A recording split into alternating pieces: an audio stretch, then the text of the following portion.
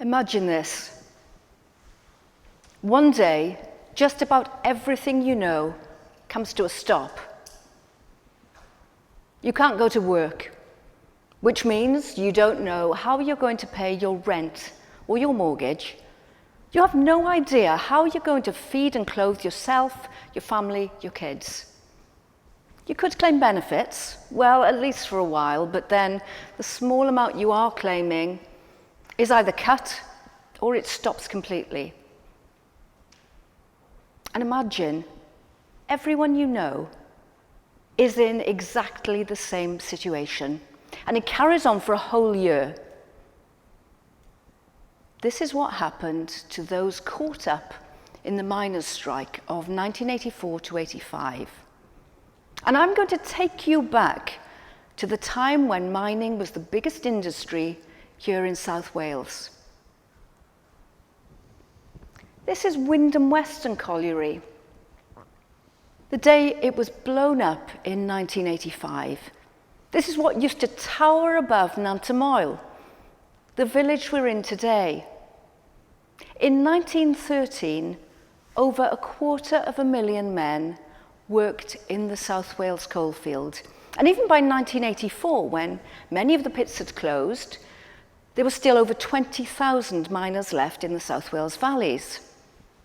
But by the mid-1990s, all those pits had shut, and the local skilled jobs that went with them were gone forever. The miners' strike was an attempt to stop those last pits closing. It carried on for a whole year. And the people caught up in it certainly didn't expect it to last that long. So this is in Blaengarw, not very far from here. I was a trainee journalist at the time. It was 40 years ago. It'll be 40 years next year. And I covered some of the events in this area. And I was working alongside a dashing young photographer. And he took most of the images that I'm going to show you today. We went on to marry each other a few years later. Here we are, back in the 1980s. Look at me looking at him adoringly. When we started looking back at his photographs, we started wondering what had happened in the lives of those he took the pictures of.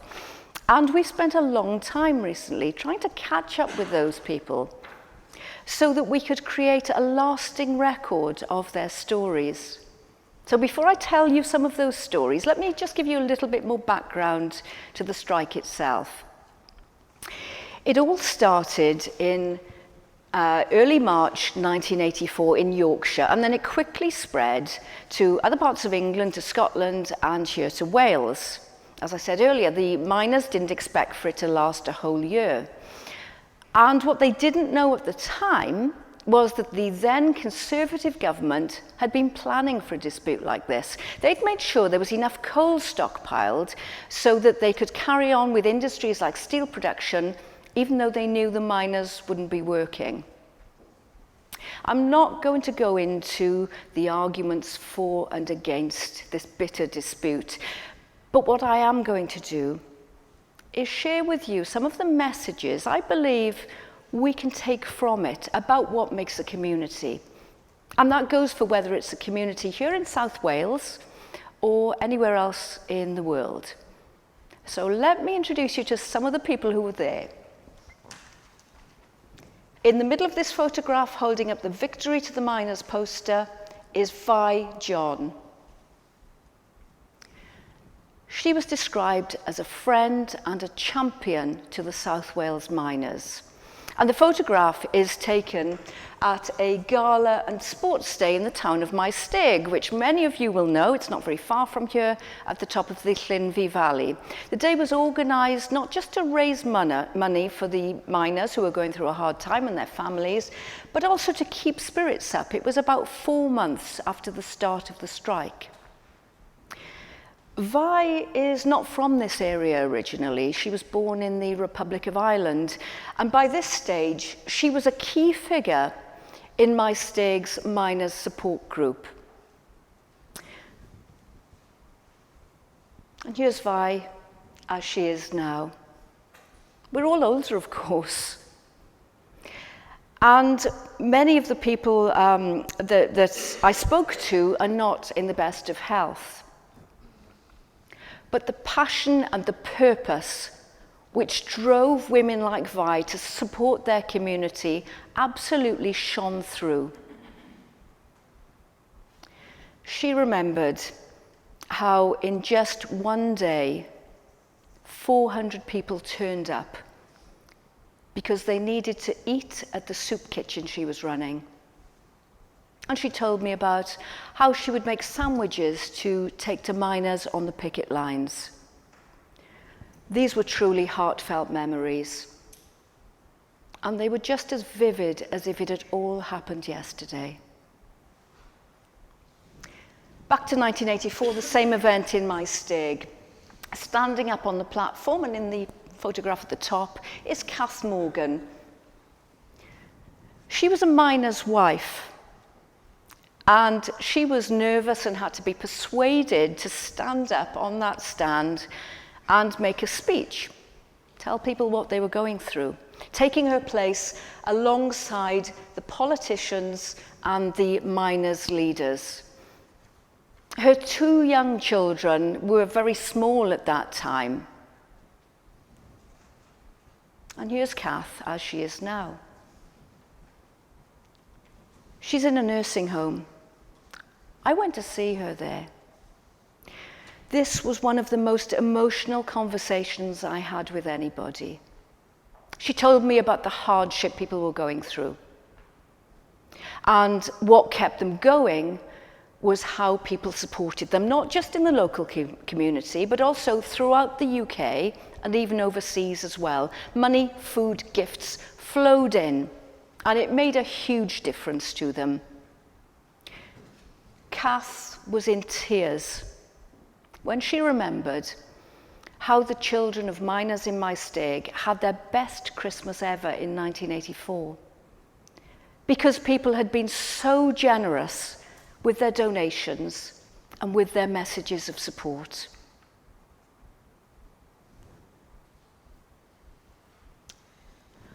Not all the women involved in the strike were popular. I think she needs a little introduction. The Iron Lady, Margaret Thatcher, Prime Minister at the time. And this was at the Welsh Conservative Party conference, and it was in Porthcawl. Again, you'll all know that place, seaside town not very far from here. I mean, it's no exaggeration to say that on the whole, the miners hated Thatcher. And when she left that conference hall that day, she was pelted with eggs.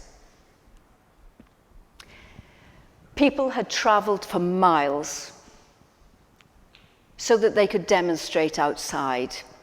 And those who were there remember the overwhelming noise, the shouting, the jeering, the heckling, as they lined up for several hundred meters along the seafront. In the bottom right of this photograph, with her hand over her mouth, is miner's daughter, Jane Frances Headon.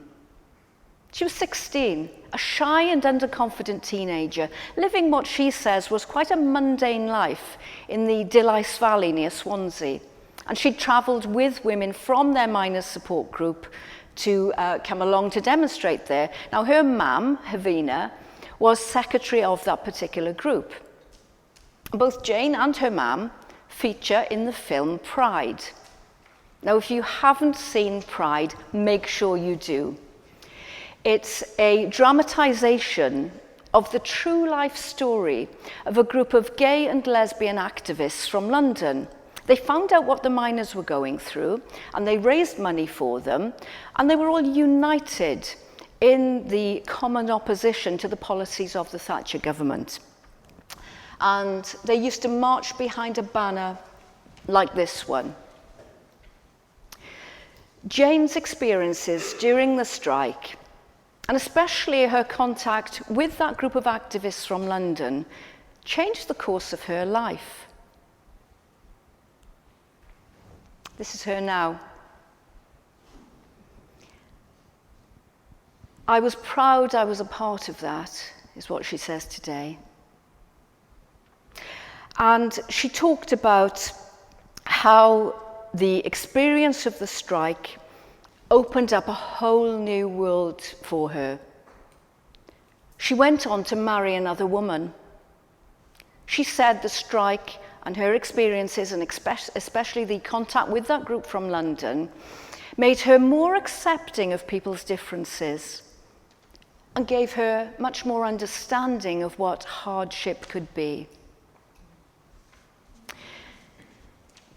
It was mainly women who carried out this voluntary work for the support groups. And the miners certainly couldn't have carried on if it hadn't been for what they did and the support that they gave them. Now, you might consider that wasn't entirely a good thing, perhaps. The miners lost. They lost the strike. And the government and the coal board had their way. The communities around us changed forever. But what I took from these women, from the mining communities, and from others I spoke to, is how they galvanized, how they found that bond because of what they were fighting for. And they found their voices. They grew in confidence as a result of that. So what about the men then? The miners themselves? I've spoken to quite a lot of them. And I'm going to tell you about Jeff Jones. And his story is quite typical. This is Jeff. He's being arrested. And this is a scene that's quite typical. There were a lot of tensions between the miners and the police. And it could get pretty heated at times. Jeff recognized himself in this photograph by the tattoos on his arm, and also by the fact his hair was thinning, even though he was quite young at the time. It was a real problem when miners were arrested for them, because it inevitably meant that they'd be banned from going out on picketing duty again, which then meant there weren't as many people available to go out and fight their cause at important industrial locations. And that's what happened to Jeff. He was bound over to keep the peace. He had to pay £150, and he was banned from going out picketing, but he carried on because he'd just go out in disguise instead. This is Jeff as he is today, in that beautiful scenery that's typical of the South Wales valleys around us. The determination he had at that time has stayed with him all these years later. He says if it happened again, he would do exactly the same again, even though they lost the strike. And it was when the conversation turned to family that the power of his story came through to me most strongly. He had a young family, 3 young children. They knew how tight money was at home because Dad wasn't working, of course.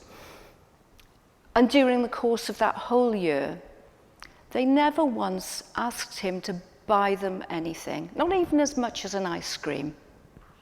Jeff's commitment to serving his community has never diminished. In 2003, he was awarded an MBE for the charity fundraising he'd done in the years that followed.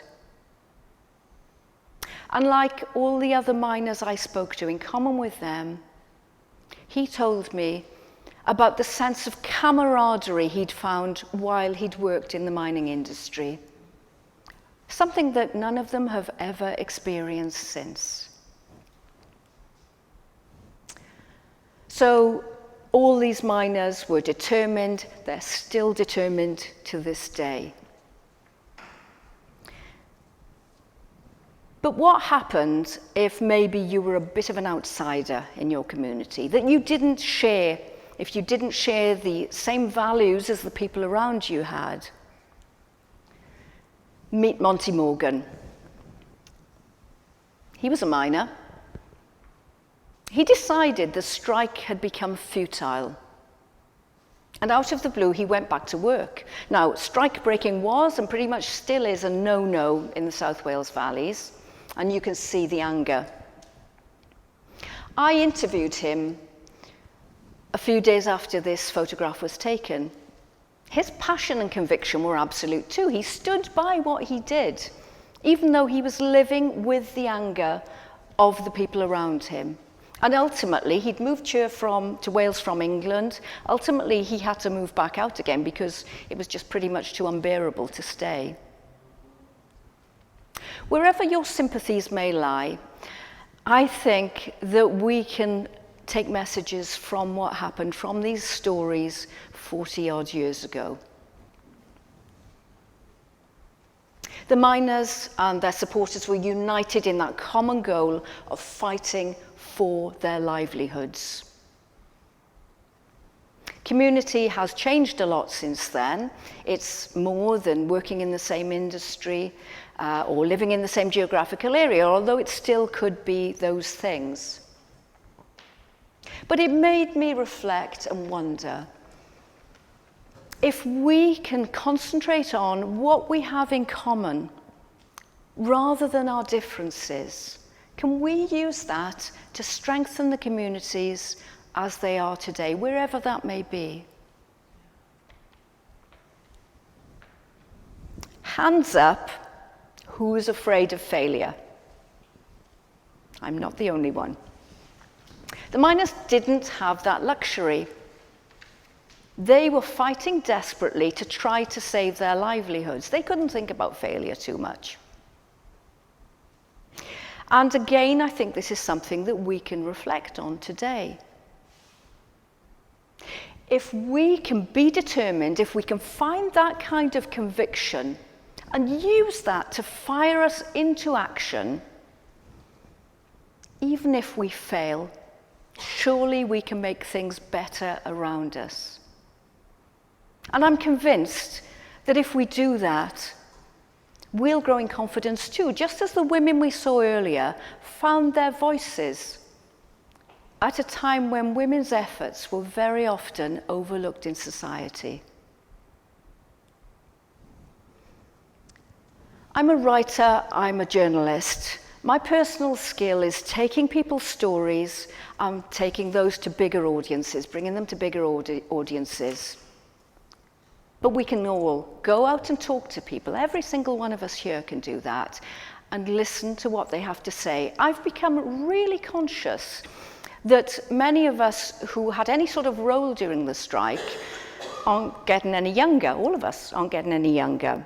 Many of the people aren't here anymore.